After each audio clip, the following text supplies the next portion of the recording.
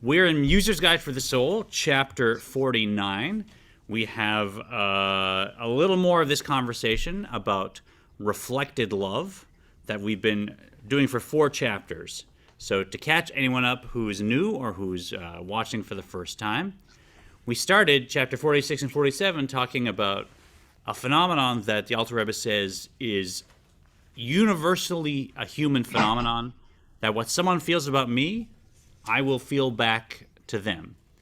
Maybe subtly, maybe not so that I'm so conscious of it, but somewhere in me, if someone has a great love for me, that's going to inspire some kind of flow of love from my heart, like a face is reflected in water automatically. And by the way, the same for other emotions. So if I'm walking around with a grudge for someone, I'm actually instigating that feeling in them for me back. So I'm adding to the counterproductive feelings that are out in the world. So I should watch that. That if I'm harboring negative stuff about somebody, God forbid, that's going to reflect in them too. But we want to work on the positive. So we're looking at when someone has love for me or I have love for them, that's reflected automatically. Then we went through a whole story with a king and a peasant, and the king takes the peasant out of the dung heap and brings them to his inner chambers and shares deep secrets with them. And wouldn't the peasant be overflowing with love at this love expressed from the king? And that really is our relationship with God. Then we look at what happened in Mitzrayim, coming out of Egypt, as we told in the Seder. God, the infinite source of the universe, came down to the lowest place on earth, to Egypt, to Mitzrayim, took us, who was on that dung heap, out, and took us to Sinai and shared the Torah, which was God's innermost heart, innermost mind, and as it were, married us on Sinai. So we're close, like a married couple in a state of kiddushin, of holiness. And so if the peasant has love for the king, we should have love for God, who showed that kind of love to us. It's automatic. And that'll fill up our prayers good. We could have finished there, but the Alter Rebbe said, well, that was a long time ago. How does that affect me today? And then the Alter Rebbe said in chapter, this is more in 47, the Alter Rebbe said, that happens actually every day. That when I say the Shema, that is my coming out of Mitzrayim. When I say the Shema, my Mitzrayim is my physical limitations, my ego and my consciousness, and it traps me in this state where I'm not there for the world in the best way I can be. But when I say the Shema, my soul rises up with love for God and is united with God, even if I'm not so conscious of it. It happens anyways at a soul level, and I'm free from my limitations and I'm united with God. So it's not something that just happened in Mitzrayim thousands of years ago. It's something that happened this morning when I said the Shema, or when you said the Shema. Now we want to come back to this meditation on love and how we can use it to amp up who we are in the world and the emotions we have at our disposal with this meditation of Kamayim as a face is reflected in water. So now, last chapter, we had a long chapter where the Rebbe talked about all the different contractions that had to happen for the various spiritual worlds to be created and even for the physical world to be created. Many, many contractions, powerful contractions that had to happen where God is holding back God's light, God is holding back the great spiritual worlds that are created. We discussed Atzilus and the angels in Bria, etc. All that God put aside in order to have a relationship with us, in order to express love for us. And the more we understand that, the more we now can say, well, wow, look what God put aside. We should put aside everything for God. We should not let anything get in the way of our relationship with God. Which brings us to this chapter where we finished up the discussion about contractions, and now we're moving on to understand not just how this meditation will allow me to really experience overflowing reflected love and awe of the infinite, but also we're going to attach it to the various prayers around the Shema, so that it's not just a meditation in the morning that I do, or the afternoon, that this enriches every one of the prayers around the Shema and the Shema itself. So we're going on a journey. And when we get to the Shema and the V'ahavta, we're not just saying we love God, we're there. You want to be there, right? You want to actually go on the journey. Reminds me of a story. I forget who was talking to who. This is the Maggid Mizrich. And they're talking about why the Maggid Mizrich prays for so long, because the early Hasidim and the Hasidic masters were known for praying for hours and hours, which was unheard of, because you're wasting time not learning Torah, right? You chick-chock, you pray, and get back to learning Torah. Like big tzaddikim would do that. And the Baal Shem Tov, the Magid of Mizrich, they would pray for hours. Their Hasidim would be praying all day. It was a whole thing. And people looked at them like, that's so silly. A conversation happened, and I wish I should have researched and remembered who was with who. But someone was asking the Magid why they pray all day. They said, I know all the kavanahs, I know all the intentions of Kabbalah, and I can get it done in 45 minutes. What do you need 3 hours to do that? And this person was a merchant. So the Alter Rebbe said, the Magid said, well, you go sometimes on a journey for work, right? Like you go to this big fair once a year, I've noticed, where you buy things, you sell things. And he says, yeah, of course, it's my trade. And the Magid said, well, so you go for how long? He says, well, I'm usually gone for a week and a half. It takes a while to get there. And the Magid says, what takes so long? What do you do? He says, well, aside from the journey, when I get there, I got to make connections. Then I got to look at merchandise. Then, when I buy things, they have to be gathered together. And then there's the delivery. So, it's a whole process. And then traveling back. So you can't do it in less than 10 days, right? And the Magid said, what do you mean? You just described to me the whole thing now in 45 seconds. Why can't you do it in 45 seconds? And the merchant said, well, I described to you what I do, but I didn't go there and do it. And the Magid said, that's the issue with the Shema. You can describe to me all the kavanahs, but I'm actually going there and I'm actually doing it. I'm actually there when I'm praying. That's why it takes me 3 hours or 5 hours. I'm not suggesting we should pray for 3 or 5 hours, but this meditation, we're going to now attach to the Shema and to the blessings in particular before the Shema. And just a little meditation, even 3 minutes in the morning, and then bringing this meditation in when I do the blessings for the Shema and the V'ahavta. Now we have the capacity to be there. Maybe not dancing on the ceiling like a great Rebbe, but there in that we're feeling this love and we're connected with the Ein Sof. We're connected with God. So let's jump in. I'll get back to your question maybe at the end of the class, Rick. I want to jump in where we are now. He's giving me a very suspicious look. I talked a lot, so I want to get into the text. So 751 at first glance, D'lichora ein lahem shayachut klal im kriyat shema, kmo shekatvu harashba ushar poskim. Go ahead, Linda. For at first glance, it would appear that they have no connection whatsoever with the recital of the Shema, as Rashba and other halachic authorities have stated. So when we look at the blessings around the Shema, it's not so clear why those first two blessings before the Shema are connected to the Shema. We discussed this last week. The first one talks all about the great angels and the spiritual worlds and how they rise up in holiness and they say, holy, holy, holy is God. They're so excited. And by the end of it, I feel like I'm pretty much a nothing. Like, how do I even compare to these great angels? Like, what? Okay, I'm supposed to inspire myself. I'm not sensitive to God. I don't rise up in holiness. I'm just saying these words with as much feeling as I can. And besides which, these great lofty worlds, I'm learning about them and all that God's created makes me feel great. Okay, God's so powerful, but how do I even fit into these lofty worlds? And then we have a second paragraph where, God shows love to us. And sometimes in some nusachs, it's ahava rabbah, great love, and some it's avad olam. In the Alter Rebbe's nusach, it's avad olam, which means an eternal love, but there's another meaning, which is a love that's connected to the world, which is what we're aiming at here. But the second blessing, so God showed love to us. Okay, it's not so clear how this is a blessing for the Shema, right? If you were to write a blessing for the Shema, like we say the Hallel on Pesach, and there's a blessing for saying the Hallel. Guess what the blessing says?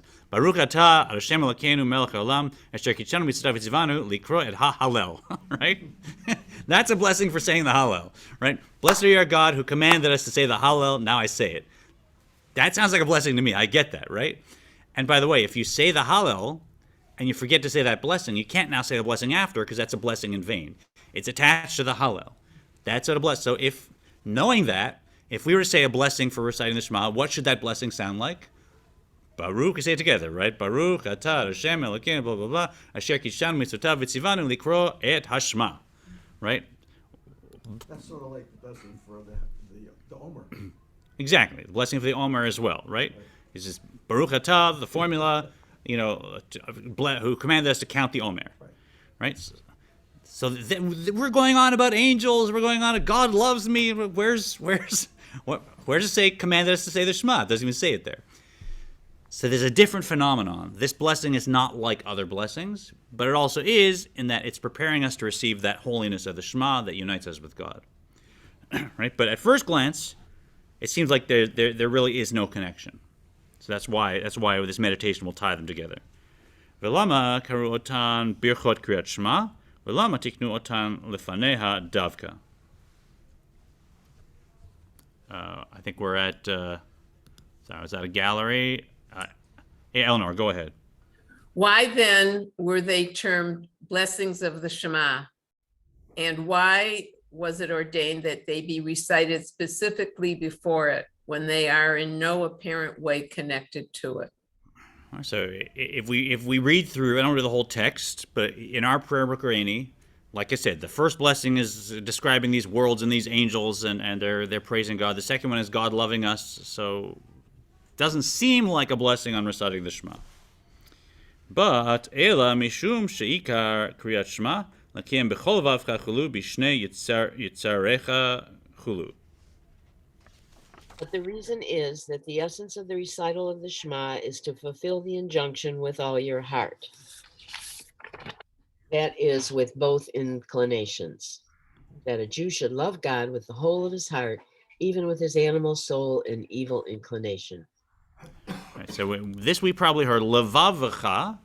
This is like the primary understanding. Levavcha is in plural. So it's kind of how Hebrew works. Like I say, I'm wearing a pair of pants. I'm not wearing two pants, I'm wearing one pants, but it's a pair of pants.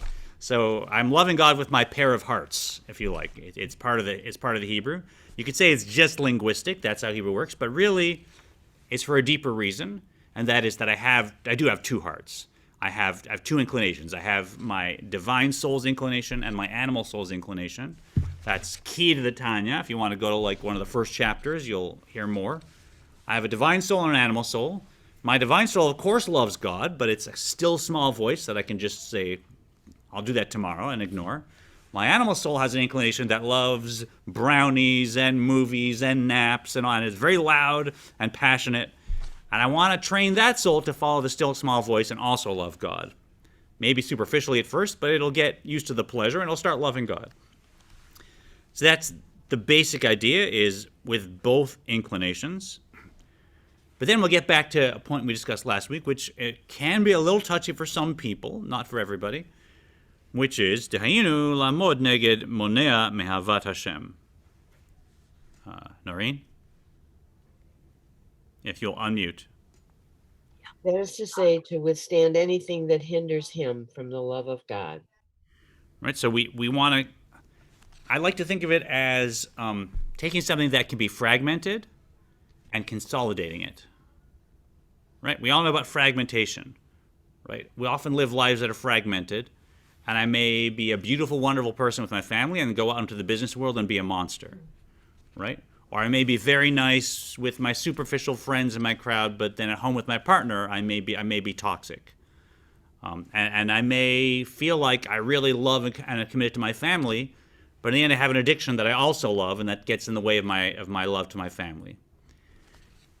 And even healthy loves. I may love nature, and I may love exercise, and I may love healthy food, and I may love learning, and all great things.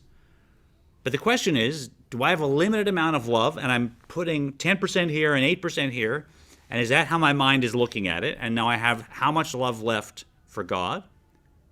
Or do I recognize that it's all one thing? It's all consolidated, there's no fragmentation, and really loving anything in the world, including even my family, is really loving God. And I shouldn't let that fragmentation get in the way. I shouldn't think, I do love my family, I'm supposed to, and I love myself appropriately, I'm supposed to, and I love even my possessions that allow me to manifest in the world in a good way. I love that. But I shouldn't fool myself and think that's taking away from my love for God. Do you make sense? Because I'm making a zero-sum game where there isn't. So it's not a zero-sum game. Loving another Jew is loving God. right? Taking care of my own soul appropriately is loving God. It's all the same thing. So he's saying nothing. Yes, I'm commanded to love my family. Yes, I'm commanded to love my children and everything else that's appropriate. But in the end, I shouldn't think that that's getting in the way, that in any way takes away from my love for God. In fact, it should add to it and build it, because I'm just seeing another aspect of my love for God. That's all it is. Does that, you can swallow that? We can have a discussion now. We can discuss. Well, I had some complaints I'll share with you. Let's hear. Let's speak up. I can accept that, no problem. Yeah. But earlier in the chapter, when he mentioned that it's not that way, it's a hindrance. So that's why, I guess that was the word that really bothered me the most, was that the Alter Rabbi came out and says that loving somebody else is a hindrance to loving God. He said it should not be a hindrance, right? He says it, make sure that it isn't, right? Make sure that it isn't. Right? Which implies that it could be. Right? In order to cleave to him in the English with attachment, desire, and longing, without any hindrance, within or without neither body or soul, nor money, nor wife, nor children, right? So it doesn't mean I'm not loving my wife or children or my own life. He's not saying don't love them or love them any less. He's just saying make sure when you do love them, you don't see that as a hindrance to loving God. You see the fine point there? The fine print? Okay. Yeah. See what I mean? So take, like I said last week, take our life. Right? There's nobody that doesn't love their own life. We love our life. It's the most natural thing. Our animal soul loves that life. It lives everything to enrich our life and to hang on to it. I'm not going to stop loving my life. It may be that my love for my own life, in my mind, is going to hinder my ability to love God, because I think they're separate. I think they're different. I think I have like a fixed amount of love, and 90% is going for my life, and I have 10% left for God, family, etc. Right? That's a distortion, because it really is all one love, right? My life We is... should not consider it a hindrance.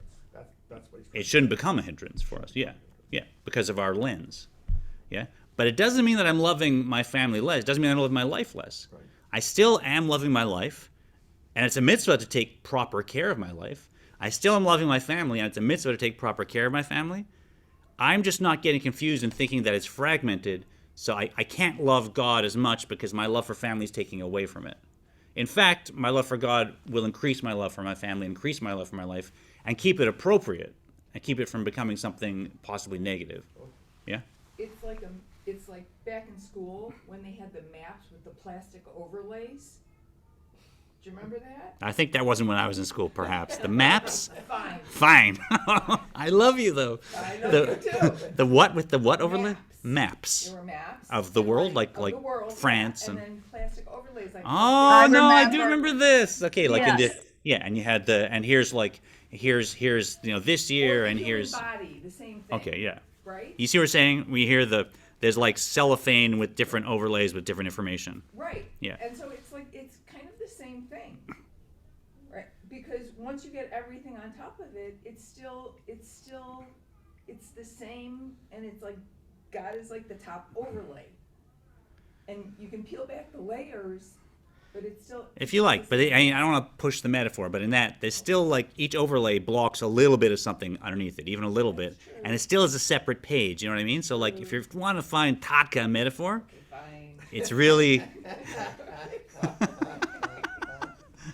it's like a projector in a movie, right? And I think I like the movie, and I'm like, oh, the projector, I don't like that. And you're like, wait, the movie's coming from the projector. It's actually, there's no movie without the projector. Right. I don't know. I haven't thought of a good metaphor. I like your metaphor. I love your metaphor. Pretty good there, didn't It's because we're in a new room, so everybody's feisty today. you? So we have infinite love. Cantor? Cantor? Yeah. And when we love God, nothing else that I love gets in the way. That's all the same love. So it's all infinite love. Someone online? Sorry. Yes, Noreen? And this emphasis is very important, because those who say Judaism is not a religion of love, that it's a religion of law, this emphasis on loving God and that everything we love is part of that is very important, and also loving the stranger. So this emphasis is extremely important for us to recognize when confronted with people who ask us, well, Judaism is not a religion of love. I hear what you're saying, and I know that conversation, that Christianity took over, and there, our God was an angry God, and this God is a loving God, and so, now this is, the new version and improved. So yeah, it's a good short answer. Is look at Hasidus. We do focus on love. It's all about loving everything is loving God. For those of us that want to go a little deeper, there's an additional answer, which is it's not just that it's not about laws only, and that it's of course about laws that are done with love, but that for us it's about all the emotions. Love is too limited, and love is too dysfunctional when you say it's only love. Love has to be balanced by awe, and then they have to come together and they have to create a compassion, etc.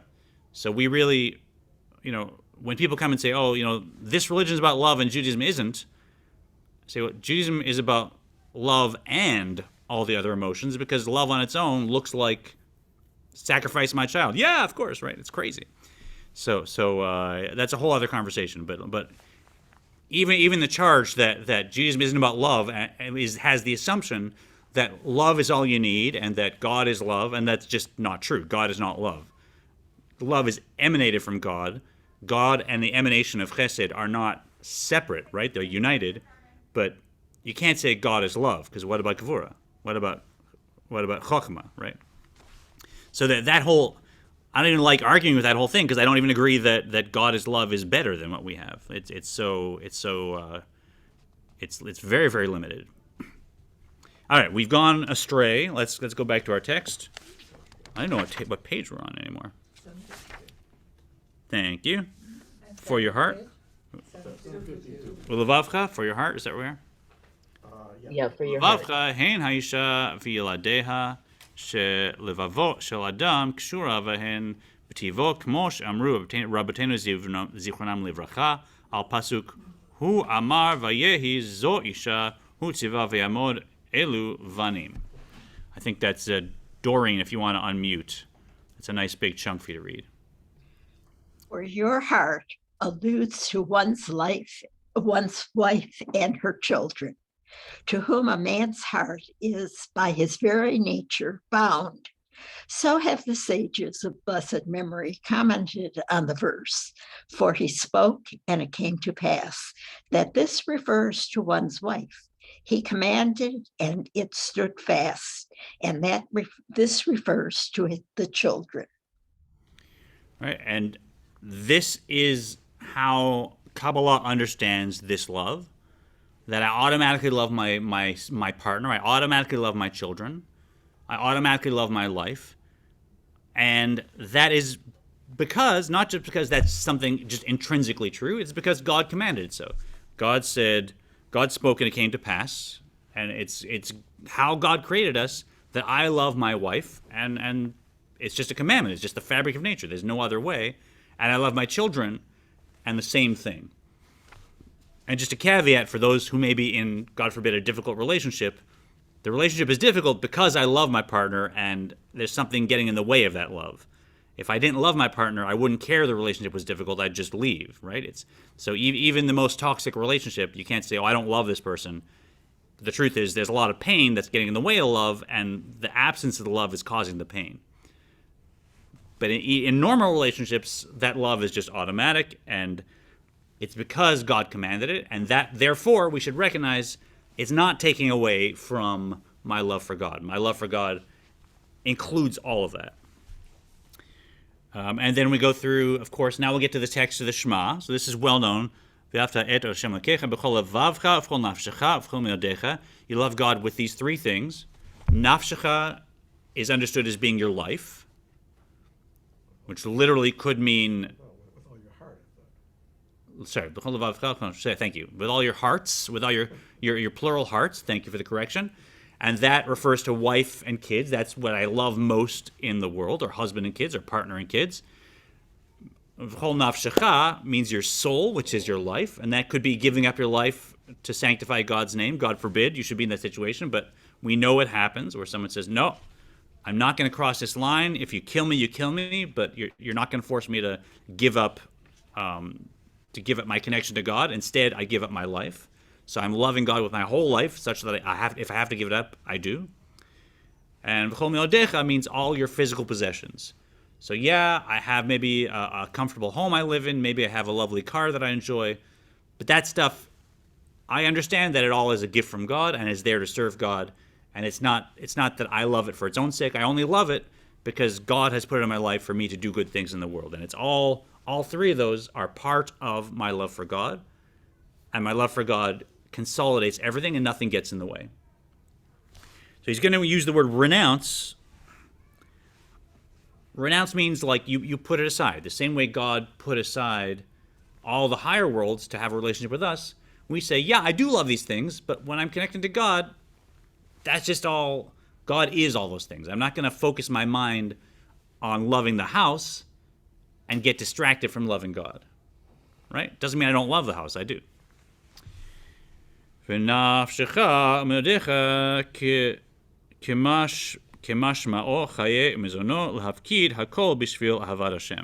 do the next two. Susan, if you would, down to the bottom of the page. And by your soul and might is understood literally. Your life and sustenance, they too should not act as an impediment to spiritual service. All are renounced for the love of God. So this is the crux of the Shema and where we want to get to. That just like Hashem put away all these tremendous higher worlds and the light of the Ein Sof, it said, no, putting it aside because I want to have a relationship with Jews, with human beings, and that was even at the beginning of creation, right? Before there were human beings that existed, God said, I'm creating this whole physical world just for the sake of creating a human body. So a Jew can get up and eat some matzah. So a Jew can get up and light Shabbos candles. That's the only reason. I'm putting everything aside. We do the same thing. Yeah, of course I love my family. Of course I love my life. Of course I love my possessions appropriately. But since God put so much aside, I can put that aside. When I'm saying the Shema, I'm just there with God. And all those loves are consolidated. It's just one love. Ve'ech yavo hadam hachumri lemidah zo. I think we're at... Oh, well, we got a few more that came in. Paula, if you'll read, and then Sharon, and then we'll go. Yeah. So, sorry. We got 8 on the screen here, so. Paul, you got your mute going? Yep. There. Not sure where we. Top But of how can- 753. What? Yeah. But how can physical man attain this level of godly love that nothing can obstruct? Right, so how are we going to accomplish that? I get up and I've got all my self-centered concerns of the day, and I've got my work in front of me, and I've got responsibilities, and I'm supposed to stop and just boom, say the Shema, and expect that I'm gonna get to this point where I'm just united with God. Like, how can we accomplish that? That's where the blessings of the Shema come in, to prepare us to get to that point, like the Maggid said, not just to say the Shema, but to be there. Not just to recite, and you'll love God, but to actually have that feeling that I'm loving God, and not just a little love, but all of my love. So how do we do that? Let's go through the blessings. L'cha sidru tchila birkat yotzer or, v'sham nemar v'nishna ba'arichut inyan v'seder hamalachim haomdim brum olam. Go ahead, Sharon. It is to this end, therefore, that the blessing of Yatzer Or was introduced to be recited first. For in this blessing, there is stated and repeated at length, and this meditation must indeed be a lengthy one, taking into account all the specific details, the account and order of the angels standing at the world summit. So it's a long blessing. You're looking up the text here, right? So, God created all the luminaries, and the angels stand at the summit of the world, and they proclaim, "Holy, holy, holy is God," and the Ophanim and the different, these are great celestial beings that have such sensitivity to God and such knowledge of God and such powerful emotions about God, and they're there singing and chanting. The moment there's any glimmer of divine light, they just explode with enthusiasm. So that's That's a blessing for the Shema? It is. Why? Because God's not paying attention to them. God's paying attention to me. And the more I'm sensitive of how great God's other priorities could be, we're talking about archangels and spiritual worlds upon spiritual worlds, the more I recognize how much God put aside to have a relationship with me. And so I can put aside A, my distractions, and B, even my love for anything other than God. להודיע גדולתו של הקדוש ברוך הוא איך שכולם בטלים לאורו יתברך ומשמיעים ביראה חולו ומקדישים חולו ואומרים ביראה קדוש חולו. כלומר שהוא מובדל מהן ואינו מתלבש בהן בבחינת גילוי. Go ahead, Rick. In order to proclaim the greatness of the Holy One, blessed be He, how they are all nullified in His blessed light and pronounced in fear and sanctify God's name and declare in fear, holy, meaning by saying holy, that He is apart from them and does not clothe Himself in them in a revealed state. Right, so that's what the angels say. They say, holy, holy, holy. They're sensitive to this light, but they know that light is somehow can't even enter into the world. And they just get so excited, they almost dissolve with love and awe.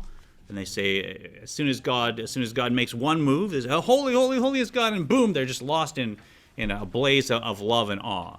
So, imagine if we could pray that way, right? Wouldn't that be great? And here we are trying to put together a few words with a little bit of feeling. And yet, God's saying, no, I'm not listening to those seraphim. I'm not listening to their holy, holy, holies. They can wait.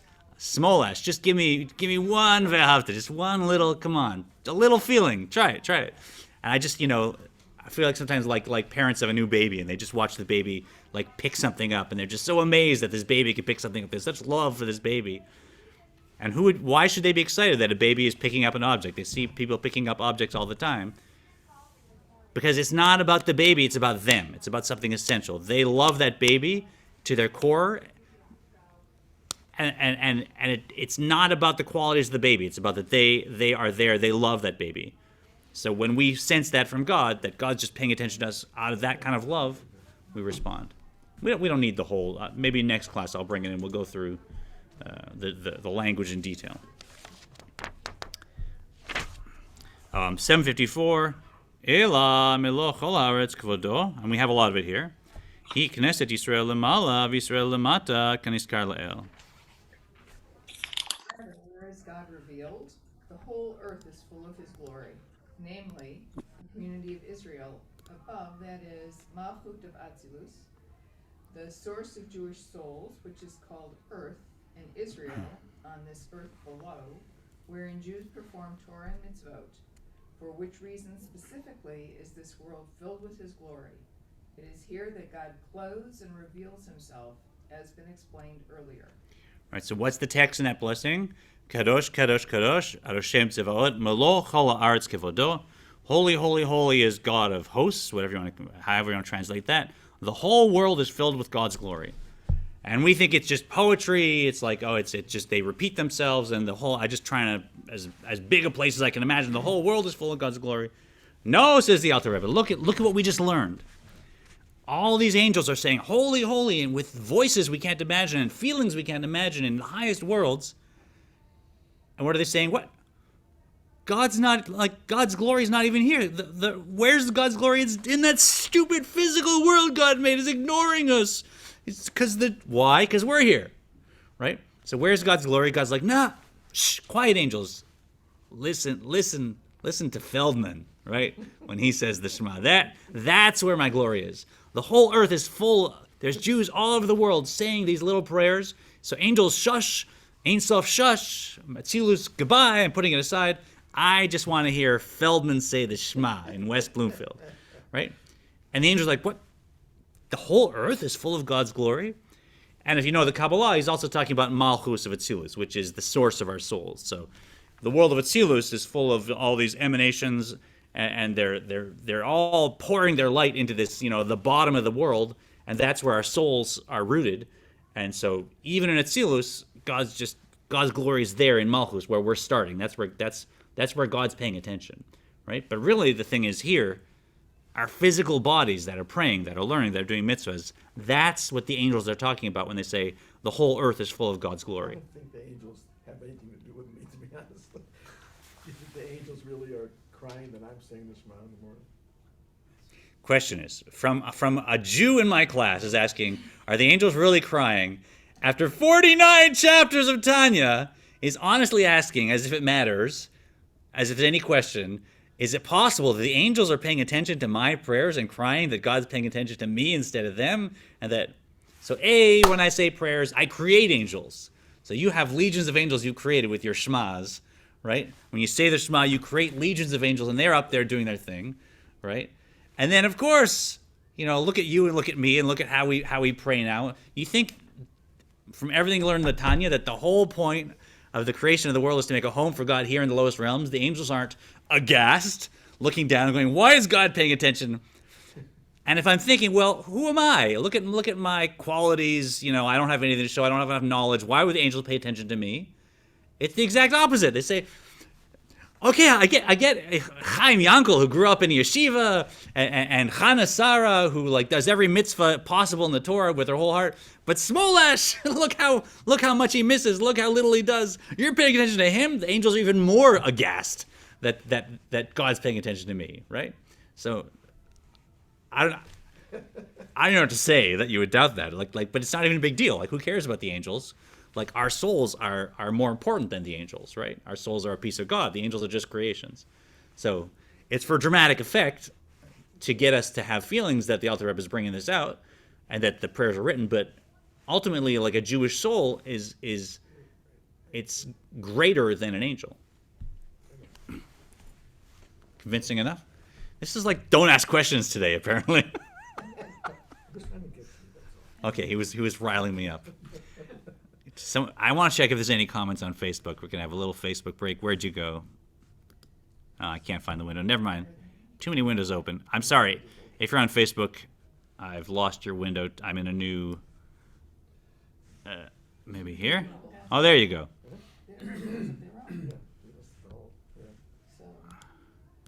Okay, I'm going to say thanks. Okay, a little pause there. I won't. Sorry, my Facebook page froze there. But if you're learning this on Facebook, we'd love to have you in this class. So feel free to email Maya at temple-israel.org. She'll give you the links, all the context. We've got today 5 of us here in the class. We've got another 8 people online, and of course many more watching online. It's actually these classes are our biggest draw on YouTube with this year. This is something crazy, 30,000 hours of learning that happened online on our channel. And over 1,000 new subscribers to our channel, something like 150,000 views. So it's so exciting to have many people learning Kabbalah and Hasidus in the progressive community in this way. But we'd love to have you here in the class where it keeps moving forward. So feel free.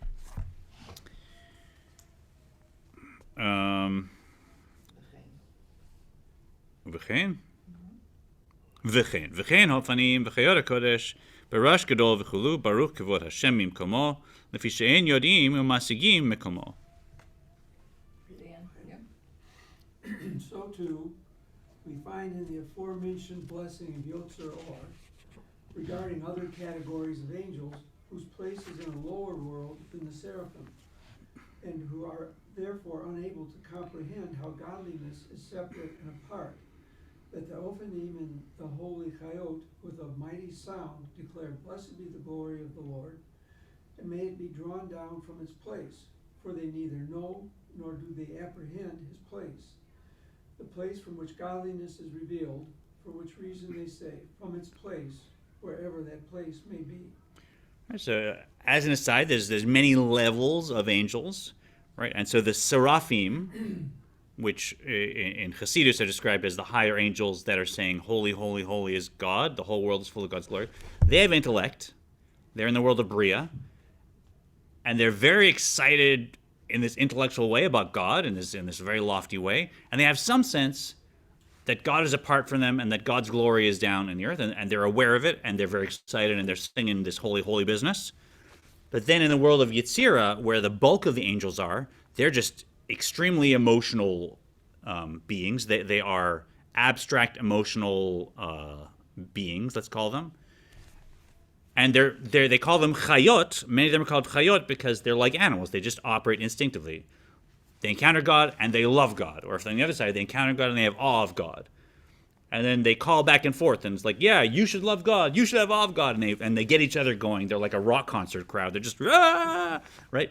But they don't have the intellect to even know and understand that the Ein Sof is separate from them, or that God's glory is in the earth. They're like, whatever, we're excited from wherever God is, whatever God's place, right? So the quote is just mim komo, from we don't have any idea where this is coming from, separate, the whole earth is full. That's for the seraphim. For us, we're just, blessed is God wherever God is. We don't care, right? So they're a lower level. It's not so key for this topic, but it's nice to know the two levels of angels in the two different worlds. And for us, again,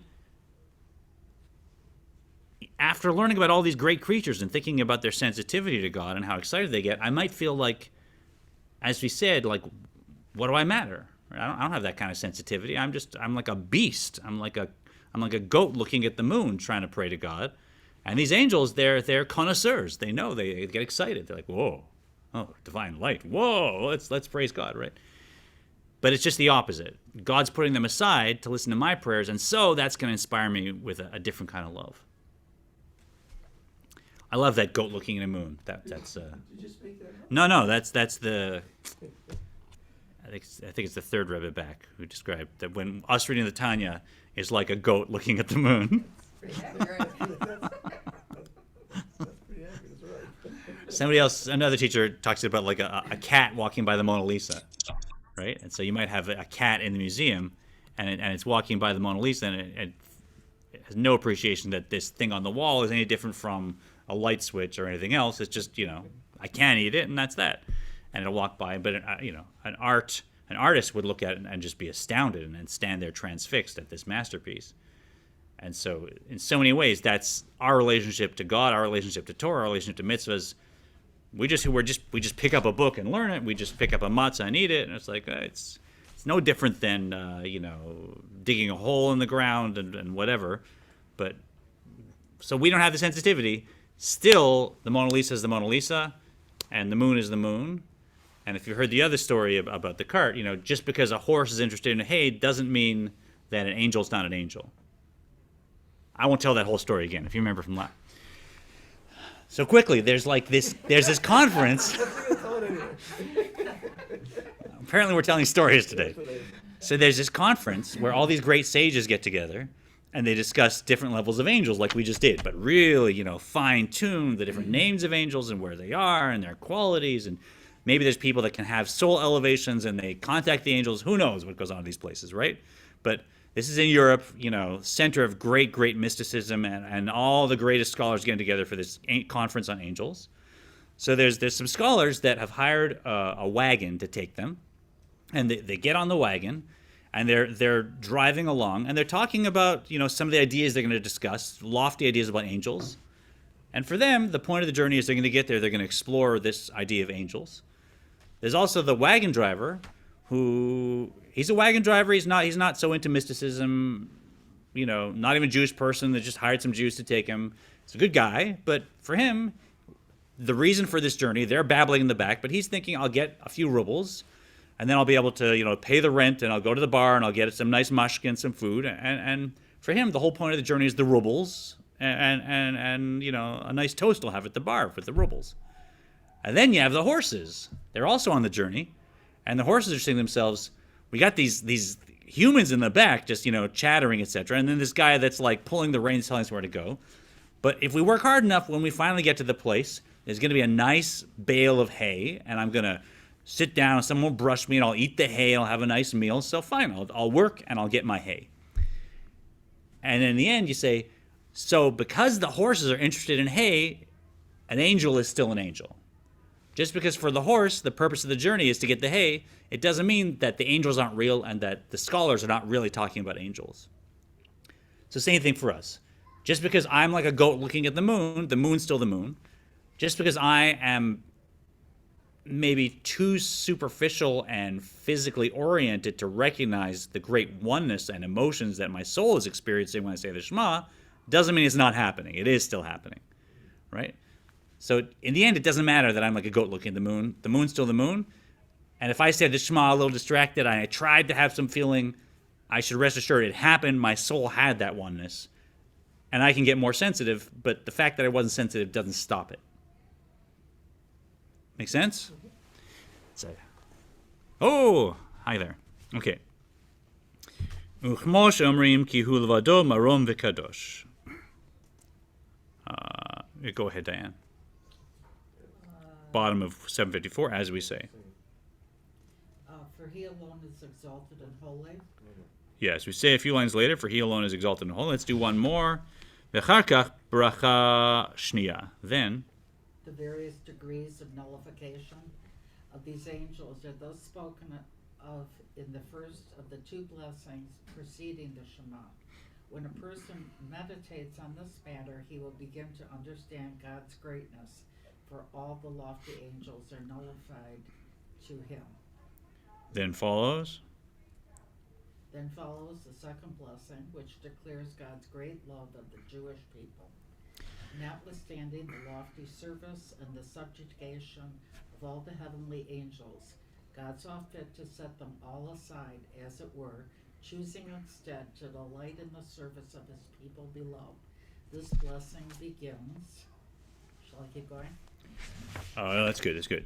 So think of our meditation. We understand that when someone loves me, I'll love them back.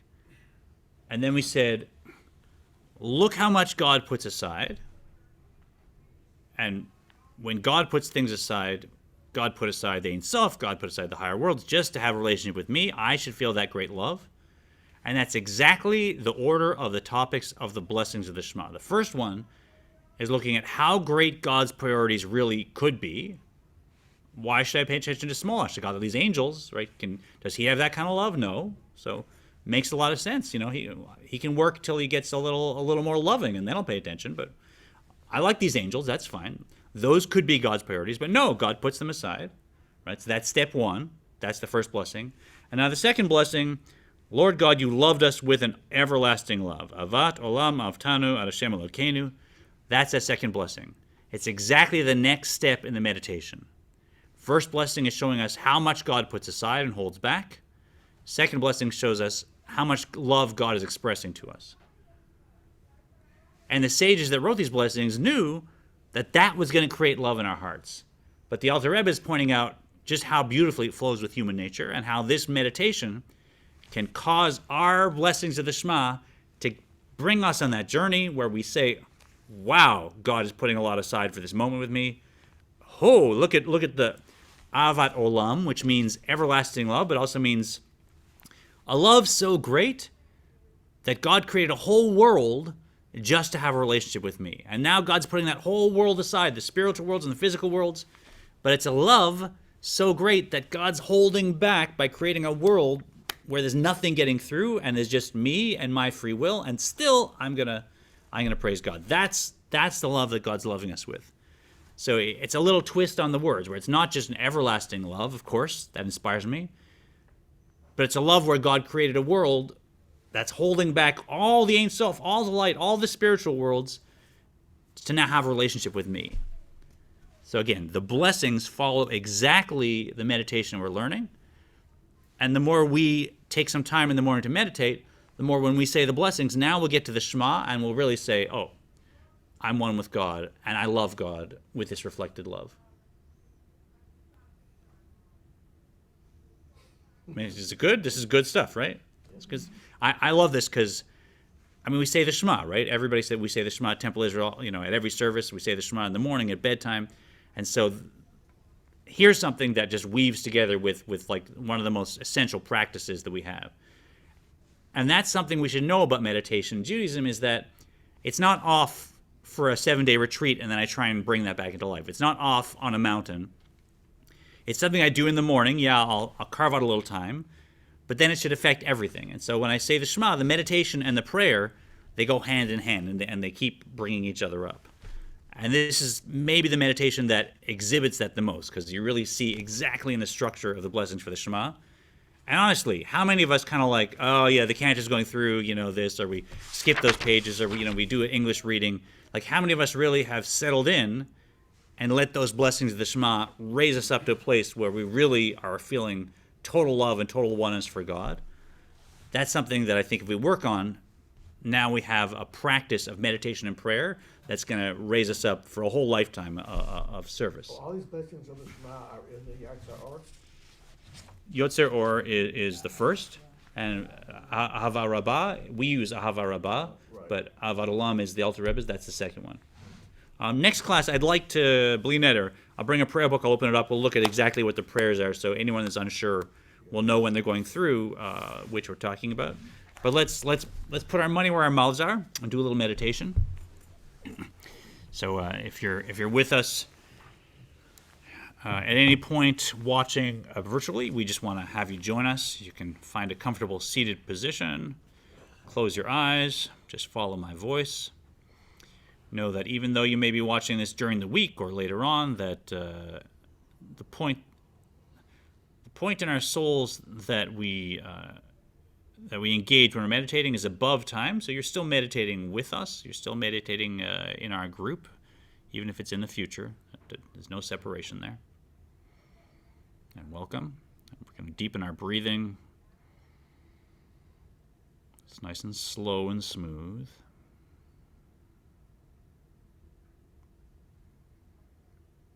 That breath, that's the first appearance in the physical world of our soul. And so the more smoothly it flows, the more smoothly our soul flows.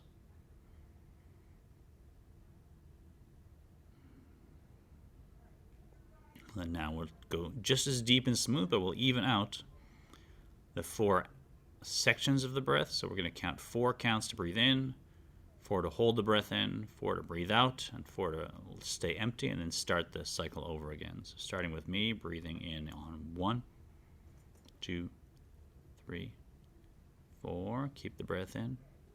2, 3, 4. Breathing out. 2, 3, 4. Staying empty. 2, 3. Starting over. In. 3, 4, stay full. 3, 4, back out. You can breathe through your nostrils if you're comfortable. 4, and stay empty. 2, 3, continue the cycle on your own.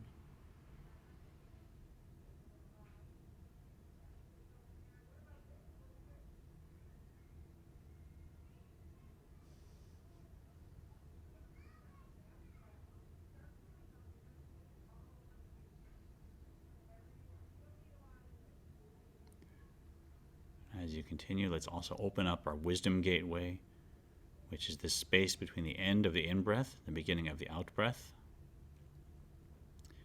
If that's familiar, just let it open naturally. If you're not familiar, that's that empty space when you finish the in-breath. In that gap, in that time, there's an opening and emptiness. That's your wisdom gateway, so let it open. Keep breathing through the cycle as you sort of stay in that wisdom gateway, as it were.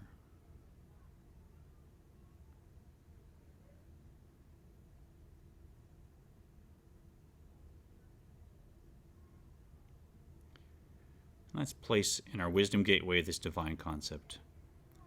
That a heart reflects a heart as water is reflected, as water reflects a face.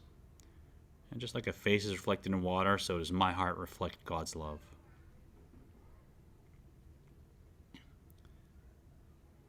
Place that divine concept in your mind, in your wisdom gateway, and let it start to fill with all the details. And Jewish meditation is about filling the mind with a divine concept right to the brim. No need to keep the mind empty. That's not necessary at all. Just welcome that concept. Yes, there's many subconscious levels, but as you fill up your conscious, your subconscious is filling too.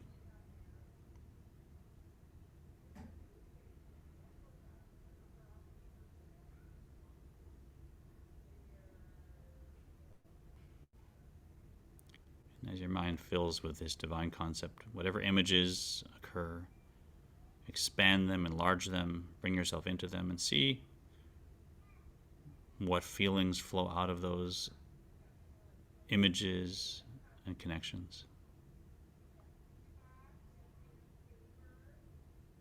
And those feelings of love and awe, those are my tools for the day, tools for the week to elevate everything around me. Feel free to remain breathing quietly with this divine concept for 10, 15, 20 minutes. It'll be very good as you encounter other people, as you perhaps pray. You can pause your device and remain for a while. If you're here with the class, we're out of time, so let's wiggle our fingers and toes and open our eyes. Silly question. Is there any prohibition about saying Shema more than twice a day or 3 times a day? If you're saying it as learning, then you can learn the line. It's a line of Torah. I know there's people that practice kind of saying it over and over again. Really, like very traditionally, you're supposed to say it once in the service and at the appropriate times. And otherwise, people wouldn't say it with God's name. But I don't think this is something we should worry about. At Temple Israel with our thing. I think if someone wants to say the Shema as many times as they want, I think go for it. At some point, if you want to fine tune that with traditional halakha, yeah, there are some questions, but it's not really a concern, I think. Yeah. All right. Thank you, everybody. It's a pleasure having you. Please be in touch. I enjoyed learning with you, and I'll see you next time.